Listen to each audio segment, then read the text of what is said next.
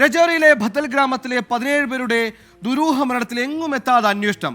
പ്രാഥമിക അന്വേഷണത്തിൽ വിഷാംശമാണ് മരണത്തിന് പിന്നിലെന്ന് കണ്ടെത്തിയിട്ടുണ്ടെങ്കിലും ചോദ്യങ്ങൾ ബാക്കിയാണ്. നാടുകളിൽ വിഷസാന്നിധ്യം കണ്ടെത്തിയെങ്കിലും ഏത് വിഷമാണ്, ഈ വിഷം എങ്ങനെ പടർന്നു എന്നതടക്കം അന്വേഷണം തുടരുന്നുണ്ടെങ്കിലും ഒരു സൂചനയും കിട്ടിയിട്ടില്ല.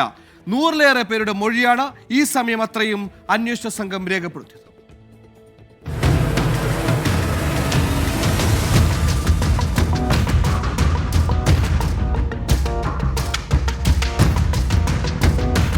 ജമ്മു കശ്മീർ രജൌരിയിലെ ദുരൂഹ മരണത്തിൽ ഇതുവരെ ചുരുളഴിഞ്ഞിട്ടില്ല. ഡിസംബർ 7-നും ജനുവരി 19-നും ഇടയിലാണ് ഭത്തൽ ഗ്രാമത്തിൽ ദുരൂഹ മരണങ്ങൾ ഉണ്ടായത്.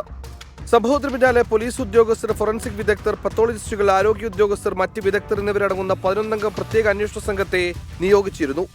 അന്വേഷണ സംഘം 100ഓളം പേരെ ചോദ്യം ചെയ്തു. ഒരു തുമ്പും ലഭിച്ചിട്ടില്ല. ലക്നൌവിലെ ലബോറട്ടറി പ്രാഥമികമായി നടത്തിയ അന്വേഷണത്തിൽ വിഷാംശമാണ് മരണത്തിന് പിന്നിലെന്ന് കണ്ടെത്തിയിട്ടുണ്ട്. ഇതോടെ വൈറസോ ബാക്ടീരിയയോ അല്ല മരണത്തിന് പിന്നിലെന്ന് തെളിഞ്ഞു. അന്വേഷണ സംഘത്തിന് മുന്നിൽ അവശേഷിക്കുന്ന ചോദ്യം ഈ വിഷാംശം എവിടെ നിന്നെത്തി എന്നതാണ്. ജലസ്രോതസ്സുകളും ഭക്ഷ്യവിളകൾ കേന്ദ്രീകരിച്ചും അന്വേഷണം പുരോഗമിക്കുന്നു. സാഹചര്യം കണക്കിലെടുത്ത് ഡോക്ടർമാരുടെയും പാരാമെഡിക്കൽ ജീവനക്കാരുടെയും അവധി റദ്ദാക്കിയിട്ടുണ്ട്. നിരീക്ഷണത്തിൽ കഴിയുന്ന ആളുകളുടെ എണ്ണം 230ആയി. ഭത്തൽ ഗ്രാമത്തിലെ കിലോമീറ്ററുകൾ ചുറ്റളവിലാണ് സമാന രോഗലക്ഷണങ്ങളോടെ കൂടുതൽ പേർ ചികിത്സയ്ക്ക് എത്തുന്നത്. മരിച്ച 17 പേർ 3 കുടുംബത്തിലുള്ളവരാണ്. ദുരൂഹ മരണത്തിൽ രജൌരിയിലെ ജനങ്ങളുടെ ആശങ്ക ഒഴിയുന്നില്ല. 24 ഡൽഹി.